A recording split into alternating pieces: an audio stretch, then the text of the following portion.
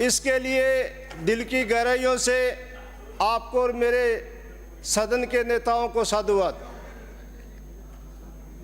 आज भारत की प्रथम शिक्षिका व शिक्षा की देवी, नारी की मुक्ति प्रेरणा माता सावित्रीबाई का पुण्यतिथि है, उसको पहले मैं नमन करता हूँ।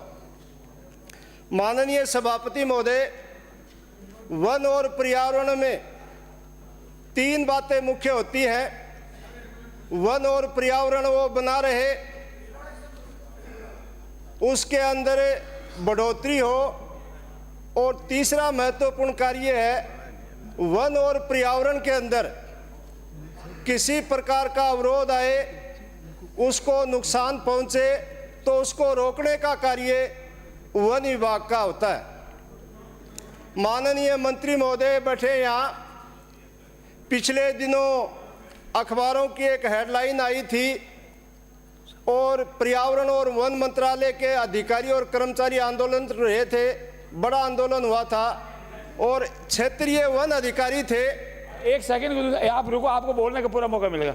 माननीय, मैं प्रस्ताव करता हूं कि सदन का समय आज की कार्रवाई समाप्त होने तक बढ़ाया जाए। सदन का समय आज की कार्रवाई समाप्त होने तक बढ़ाया गया। माननीय सभापति महोदय, पुनः मैं मेरी बात जारी रखता हूं। तो क्षेत्रीय वन अधिकारी था किशोर कुमार जी की, खनन माफियों ने जानबूझकर ट्रैक्टर के नीचे देके उसकी हत्या कर दी। उसका 2 साल का कार्यकाल प्रोबेशन पीरियड पूरा हुआ था और उसकी सर्विस की शुरुआत थी। तो सबसे पहले तो मैं मांग करता हूं कि जिस खनन माफिया ने उसकी हत्या की, उसके विरुद्ध 302 का मुकदमा पुराना दर्ज किया जाए और उसको सजाए मौत दी जाए। इसके अलावा किशोर कुमार को शहीद का दर्जा दिया जाए, उसकी जो 1 करोड़ का उसको मुआवजा दिया जाए, और जब मृतक कर्मचारी होते हैं उनकी अनुकंपा नियुक्ति दी जाती है। इस केस में उस अनुकंपा नियुक्ति के अलावा, क्यों उसमें तो स्वाभाविक यदि कोई कर्मचारी मौत होती है उसमें अनुकंपा नियुक्ति दी जाती है और वो नॉन गेजेटेड पोस्ट पे दी जाती है। तो माननीय मंत्री महोदय, मैं निवेदन करना चाहूँगा कि उसकी बहुत लंबी सर्विस थी, वो विभाग के टॉप पोस्ट पे पहुँचता, इसलिए उसकी पत्नी को राजपत्रित अधिकारी के पद पे अनुकंपा नियुक्ति दी जाए। इसी के अलावा वन रक्षक था, विष्णु कुमार जी उसका नाम था, उसने उस खनन माफिया ने बुरी तरह से घायल कर दिया। आज उसकी स्थिति बड़ी खराब है। तो माननीय सभापति महोदय, आपके माध्यम से सदन और मंत्री का मैं ध्यान आकर्षित करना चाहूँगा कि जिस प्रकार से पुलिस के अंदर गैलेंट्री प्रमोशन दिया जाता है, उसी हिसाब से फॉरेस्ट के अंदर उसको गैलेंट्री प्रमोशन दिया जाए, जिससे कर्मचारी हैं उसके अंदर इस प्रकार की एक भावना पैदा होगी कि हमें वन की रक्षा करनी है। अन्यथा जो वन रात दिन घट रहे हैं, अवैध बजरी का खनन हो रहा है, जंगलों की कटाई हो रही है, इसके अंदर स्थिरता आ जाएगी। इन कार्यों को सुधार के, पहाड़ी क्षेत्र होता है, वहाँ ज़्यादा 4 पहिए होते हो, जा नहीं सकते, मोटरसाइकिल में जाके वो निगरानी कर सके।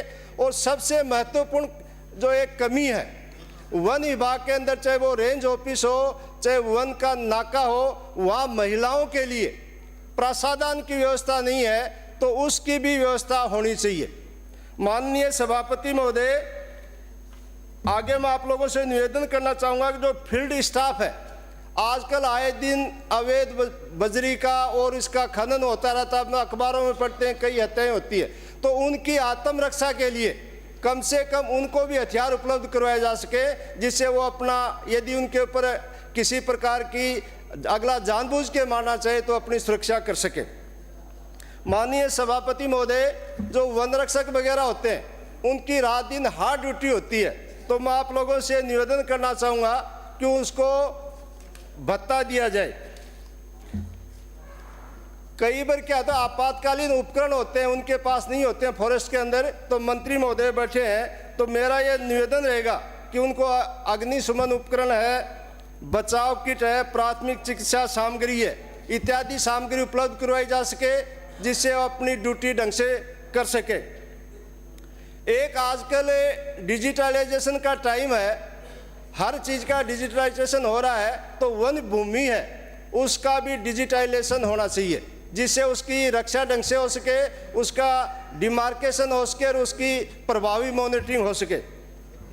इसके अलावा मैं मेरी पिलानी के अंदर नया रिको औद्योगिक क्षेत्र खोलने की भी मैं मांग करता हूं, और एक जिस प्रकार से पिपलात्री गांव था राजसमंद में, उसको एक आदर्श गांव के रूप में स्थापित किया था, उसी हिसाब से प्रत्येक जिले के अंदर एक आदर्श गांव स्थापित किया जाए। एक इसमें फॉरेस्ट के अंदर वन और पर्यावरण एक समिति होती है, वन विकास समिति, उसके अध्यक्ष और सचिव, उसके अंदर कम से कम चाहे अध्यक्ष हो सचिव हो, एक SC और ST के आदमी को लिया जाना चाहिए, जिससे उसको वो मॉनिटरिंग कर सके।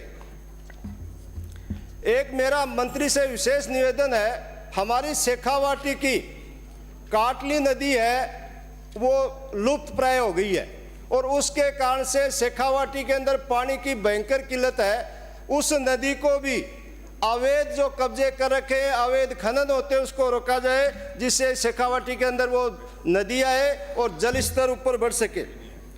पेड़ों की जो तस्करी करते हैं उनको रोका जाए। मेरी विधानसभा क्षेत्र पिलानी है, वहाँ सुबह 4:30 बजे से 5:30 के बीच में प्रतिदिन 8 से 10 गाड़ियाँ इसकी पिकअप की भर के जाती है, एक का नहीं, नियमित है। मैं सुबह उठ के जाता हूँ, देखता हूँ, तो इसको भी नियंत्रण किया जाए।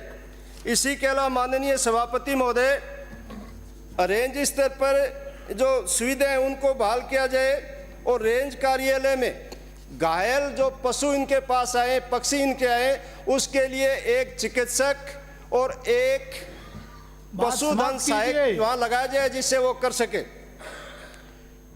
आगे मेरा है ये उद्योग से संबंधित 2-4 बातें, कोई ज्यादा नहीं है। 47 उद्योग की बात हो रही मेरी, रिको के जितने इंडस्ट्रियल एरिया है उसके अंदर SC ST का आरक्षण किया जाए।